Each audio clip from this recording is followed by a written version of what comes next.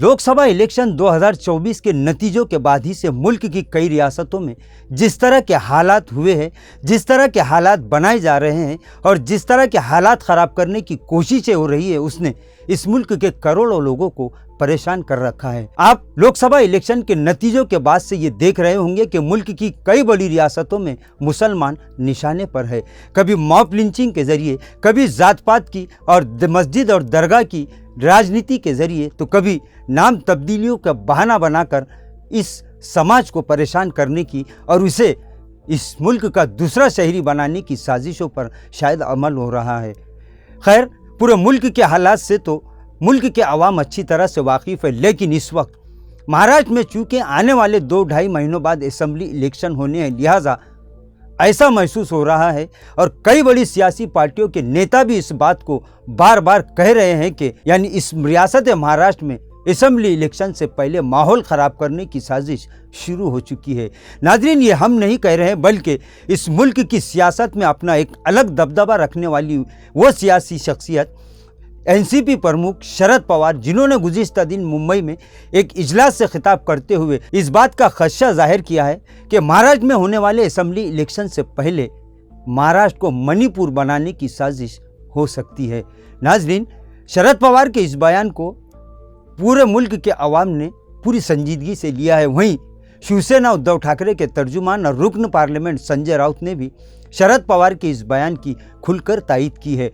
संजय राउत ने तो खुले तौर पर इस मामले को लेकर बीजेपी पर बड़ा हमला किया है। संजय राउत ने कहा कि असेंबली इलेक्शन से पहले बीजेपी महाराष्ट्र के माहौल को खराब करने की साजिश कर रही है। नाज़रीन, सोशल मीडिया के जरिए रोजाना कहीं न कहीं मकाम पर इस तरह के वाक़ियात पेश आ रहे हैं, जिसकी वजह से इन जैसे नेताओं के बयान सच साबित हो रहे हैं। नाज़रीन, महाराष्ट्र में आने वाले 2-2.5 महीनों बाद असेंबली का इलेक्शन होना है। इससे पहले फिर एक मरतबा जात पात की सियासत शुरू हो चुकी है। जैसा कि आप सभी इस बात से वाकिफ़ है कि बीजेपी के एक एमएलए नीतीश राणे, जो बार बार किसी न किसी बात का बहाना बनाकर मुसलमानों को निशाना बनाते रहे हैं, और सिर्फ मुसलमानों की नहीं, नीतीश राणे कई मरतबा इस्लाम पर भी निशाना साध चुके हैं। इससे लोकसभा इलेक्शन से पहले मुंबई के मीरा रोड वाक़ये के बाद वो काफ़ी सुर्खियों में रहे और इनके खिलाफ कई सियासी समाजी तंजीमों ने अदालत और पुलिस इंतज़ामिया के साथ साथ हुकूमत से भी शिकायत की थी। ये मामला अदालत तक पहुंचा और अदालत ने इनके इस तरह मुतनाज़ा बयानात देने पर सख्त नाराज़गी का इजहार करते हुए इन्हें पाबंद किया कि आइंदा इस तरह की घटिया ज़बान इस्तेमाल नहीं की जानी चाहिए। नाज़रीन, नीचे से लेकर ऊपर तक इस वक्त मुल्क और महाराष्ट्र में बीजेपी की सरकार है। इसके बावजूद बीजेपी के एमएलए नीतीश राणे ये कह रहे हैं कि इस वक्त हिंदू समाज खतरे में है। नाज़रीन, गुज़िश्ता दिन नीतीश राणे ने जो बयान दिया है उसे सुनकर सिर्फ महाराष्ट्र ही नहीं बल्कि पूरे मुल्क के मुसलमानों के साथ साथ बिरादरान वतन और अमन पसंद अवाम दंग हो चुके हैं। दरअसल अगस्त के पहले हफ्ते में महाराष्ट्र में हिंदू सकल मोर्चा निकाला जा रहा है, जिसकी तैयारियां जोरों शोर से जारी है और मुंबई के एमएलए नीतीश राणे पर इसकी जिम्मेदारी आयद की गई है। गुज़िश्ता दिन नीतीश राणे ने इस ताल्लुक से जो बयान दिया वो सबको बेचैन करने वाला बयान है। नाज़रीन, नीतीश राणे ने कहा कि इस वक्त महाराष्ट्र में लव जिहाद, लैंड जिहाद और इस्लामीकरण को बढ़ावा देने के लिए जिहादी पूरी ताकत से आगे बढ़ रहे हैं।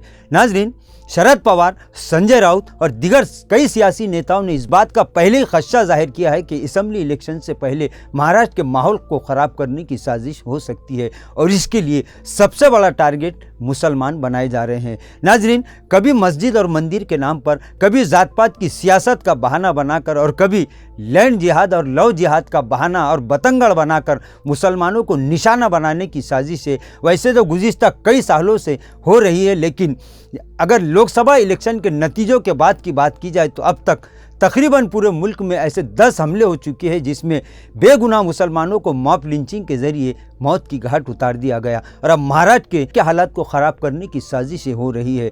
नाज़रीन, नीतीश राणे जो गुज़िश्ता कई दिनों से और कई महीनों से माहौल ख़राब करने के लिए मुतनाज़ा बयानात देते आ रहे हैं, उन पर पुलिस और इंतज़ामिया का शिकंजा भी कसा जा चुका है। खुद अदालत ने भी उन्हें तंबीह दी है कि मुतनाज़ा बयानात देने से परहेज़ करें। उसके बावजूद वो लगातार अपने मुतनाज़ा बयानात देने का सिलसिला जारी रखे हुए। नाज़रीन, महाराष्ट्र के अवाम, जिसमें मुसलमान, हिंदू और तमामी समाजों से ताल्लुक़ रखने वाले अमन पसंद बिरादरान वतन भी शामिल है, उन्होंने अब इंतज़ामिया, हुकूमत और पुलिस के साथ साथ खुद पार्टी के बड़े नेताओं से ये गुहार लगाई है कि वो इस तरह के बयानात पर रोक लगाए ताकि महाराष्ट्र का पूरा अमन माहौल इसी तरह बरकरार रह सके। खैर, आने वाले असेंबली इलेक्शन को लेकर तमामी पार्टियां और इनके नेता अब अपनी सियासी चालें और सियासी मंसूबे तैयार करने में जुट चुके हैं, लेकिन वहीं अब सबसे बड़ा चैलेंज हुकूमत और इंतज़ामिया के लिए ये है कि आने वाले असेंबली इलेक्शन और उसके नतीजे आने तक महाराष्ट्र का पूरा अमन माहौल इसी तरह से बरकरार रह सके।